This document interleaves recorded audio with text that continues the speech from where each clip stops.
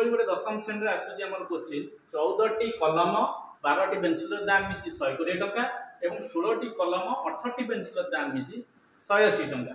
गोटे कलम और गोटे पेंसिल दाम मिसी केते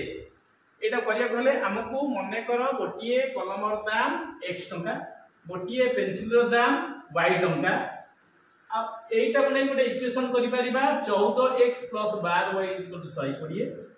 सेकंड टर्म टा बने कि हम गोटे इक्वेशन करि परिबा 16x + 18y = 180 समीकरण 1 2 को समाधान करिबा x पाइबा आ y पाइबा x y पाई x + y रो मूल्य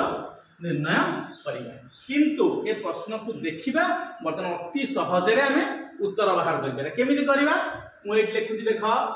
कलम पेंसिल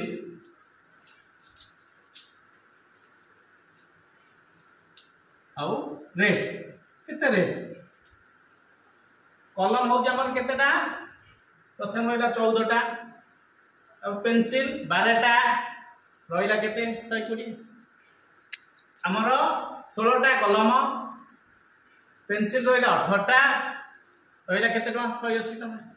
त टोटली केते गला 30 टी कलम 30 टी पेंसिल समान 300 टका त सब धर जदी मु 30 हरि देबी एठी 30 हरि देली एठी 30 हरि देली एठी 30 हरि देली ताहले गोटिए 30 30 ले गोटिए कलम गोटिए पेंसिल दाम मिसी येटा कटि गला 30 10 310 उत्तर आंसर हबो केते 10 आंसर